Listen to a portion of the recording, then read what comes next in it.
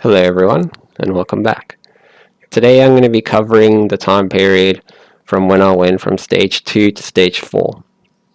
Now, what does stage 1, 2, 3 and 4 mean? You hear these terms a lot, but you're not always certain what it means. Stage 1 is when cancer is in one organ and it is contained there. It hasn't spread to anything else. Stage 2 is when the cancer is in one organ, but it's spread through the lymph nodes a bit. Stage 3, I'm going to be very honest, I'm actually not 100% certain about. I think it's just a more advanced version of stage 2. But you become stage 4 once your cancer is spread from one organ to another. And this was the case for me in 2020.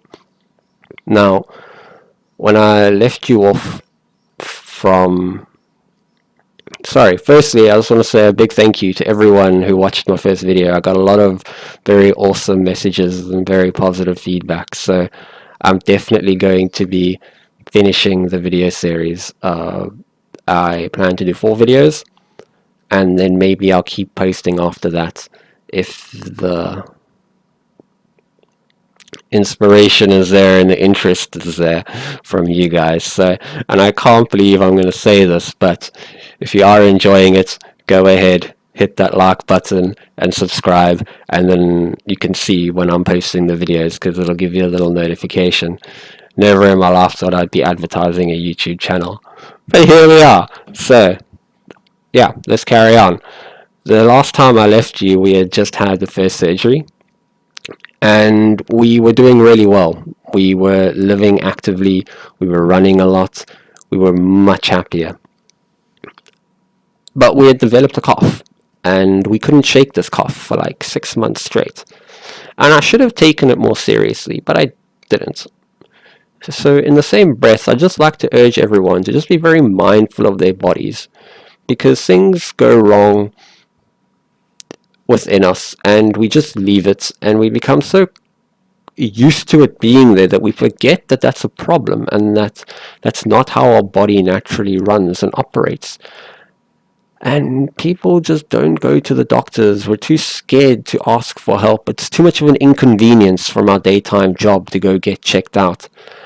And I know far too many people that have gone to sleep and just don't wake up, and they never knew they had a problem. Far too many very tragic stories. So I just like to remind everyone that we're all human, and our bodies are not indestructible, and things go wrong. And modern medicine helps no one if you don't use it and go and get checked out.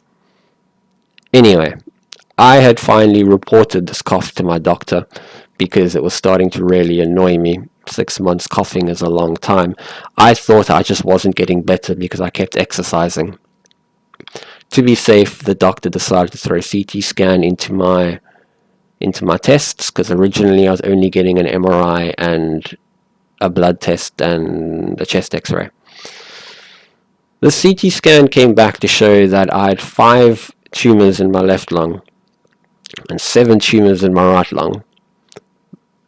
It's terrifying news, really. I was very, very shocked, because up until then, cancer had just been a minor inconvenience to my life. It was talking points at an event or a party. It was a way to engage with people that I've just met and seem a little cooler from everyone else because I've got this extra little life experience behind me. It was a reason I got a free day off from work every 3 months. If anything, I was rather glad that I had it, because I'd escaped from, I'd survived. I had a more positive outlook on my life. I felt like I'd become a little more interesting. And like I said, I got some free time off work. It was very cool. But now this wasn't fun anymore. This was scary. This was something that needed to be taken very seriously. So I went and I saw the surgeon the next day. Not just a regular doctor, a professor.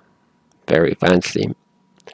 And he explained to me the procedure that it would require to remove all these tumors, I would require 2 back-to-back lung surgeries, each of them with a 6-week recovery time.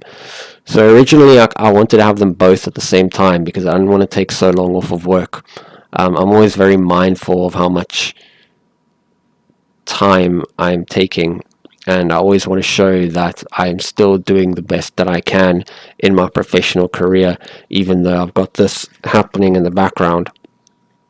But the surgeon just laughed at me and said, "There's no way we're doing both of these at the same time. It's such an intense, hardcore surgery that you wouldn't be able to handle the pain." And he was right. He was absolutely right. This is one of the most excruciating pains I've ever... No, it is the most excruciating pain I've ever been in my life. And I've had a total of 4 of these operations now, but just these first 2, they were crazy. They really were.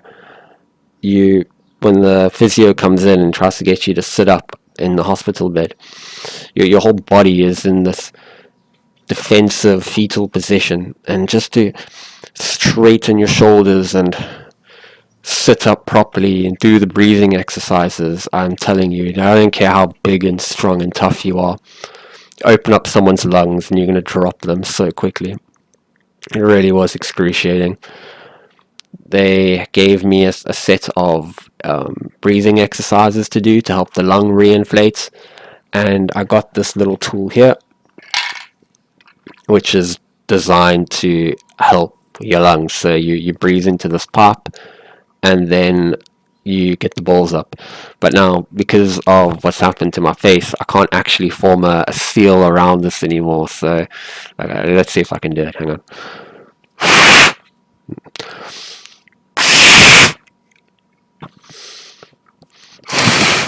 There, we got one.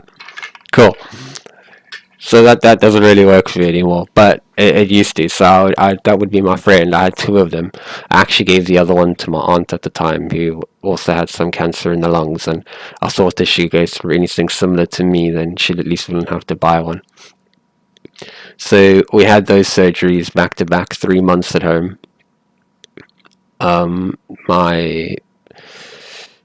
Another thing to mention is that this was during COVID as well. So it was an extremely grim time already. I don't have to remind anyone what COVID was like. We were all contained to our homes. We never went out anywhere. I couldn't get visitors at all inside the hospital. Each surgery I was inside hospital for about a week each. Couldn't see any of my family. It was extremely lonely, and I was in a lot of pain. It was just a very scary time. Once I came out of hospital and I was recovering from these, you need help getting around everywhere. I needed help washing. My parents were very helpful in this situation. My whole family was, really. When I left home, I had to wear a mask, and I can't tell you how dangerous it is to have cancer in the lungs during the phase of a disease that attacks the respiratory system. Everything was just uncomfortable, moving with the mask, recovering in general. It was just a really awful time period. Afterwards, I saw the doctor again, and he gave me the all clear that I had healed enough that I wouldn't have to see him anymore. And that was really cool. I shook his hand and thanked him for saving my life, and I said, "No offense, Professor, but I hope I never see you again." Then he laughed and I laughed, and we parted ways. I saw him again.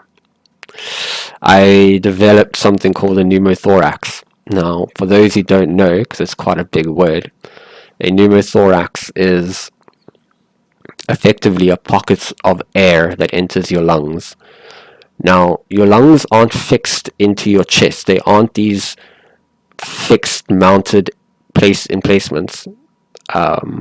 They're loose, and they move around your chest loosely. So what happens with a pneumothorax is an air pocket gets into your lung, and it pushes down on the lung, and if the air pocket gets big enough, it can actually collapse your lung. These can kill people. So it was quite a serious thing. And then they first, before sending me back into surgery, they just monitored me for quite a bit to see if this thing was going to disappear by itself, because it can do that. And it wasn't working. It was still there, and it's excruciatingly painful as well. I'd be sitting at work, hunched up against my pillow, because I had to walk around with like a cushion that I would have to hold underneath my my arm for many months until I'd recovered. And I would have these awful pains in my chest. Coughing hurts, moving hurts, sitting down hurts. So I had to go back into surgery for a third lung operation, which would be the second one on my right lung. While they were in there, they removed another 2 nodes, which originally didn't concern them, but because they were working in this area, they took them out. Those also turned out to be cancerous. So it's a good thing they went in the third time, because they did remove 2 more cancerous nodes, bringing in the total up to 14 tumors in my lungs. To fix the pneumothorax, what they did was they glued my lung to my chest wall. So my left lung is loose like a normal lung, the right one is firmly glued at the top, where it cannot move around. Now, just because it was less tumors, it was the exact same surgery, the exact same operation. Go in for a week, no friends, no family, excruciating bed pain, chest exercises, the whole deal. Except this time I got a different physio. I can't remember what her name was. Maybe I dreamt the whole thing because I was under so much morphine at the time. It was this tall lady. And I remember she came and she picked me up out of bed like a baby, like a mother would pick up a baby. She picked me up completely out of bed. Blew my mind completely. I was incredibly shocked and a little aroused. And then she took me for a walk around the hospital, just as like exercises to help the lung recover a bit better.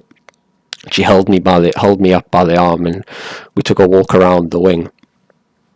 And then when we got back to my room, she again picked me up like a baby, put me in bed, and I never saw her again.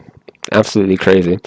So that was quite an experience, which I like to think quite fondly on and just laugh, because it just really caught me by surprise. Anyway, other than that, I recovered from that surgery quite well again. And then it's quite a long-lasting effect, these ones, because I had my lungs opened up 3 times. No physical exercise it took almost a year and a half before I could properly exercise again. I couldn't run. My lungs were just too battered and bruised. It's left a lot of scar tissue in my lungs, so I cough much more than usual at the moment. But that's just because my lungs are aggravated from all the surgery that's been going on. It took quite a few weeks until I could do any sort of notable heavy lifting. At this point now, like, all the side effects are just like mounting up. I got the scarring in the lungs. This is about 3 years after my original diagnosis, where I had radiation. The thing with radiation is that you can develop side effects years after when it was already done. So I'm now getting all these scar tissues in my neck, and it's basically, I forget the medical term, but it's radiated scar tissue basically. My jaw started hurting because some muscles are inflamed. They had actually removed one of my salivary glands when they removed the tumor as well, so my mouth gets much more dry than normal. Yeah, there's just like all these things that I just have to live with now, and at this stage, I from having the lung surgeries onwards, I am in pain every day. Every single day of my life, I've got some sort of pain. Whether it's not so much my chest anymore, but it's around my neck, my jaw. Then my lungs were extremely sensitive for a long time. Living off of stage 6 medication, a lot of them have no effects on me anymore. I was popping Tramoset like it was going out of fashion, and they just don't do anything to me anymore. It's quite crazy.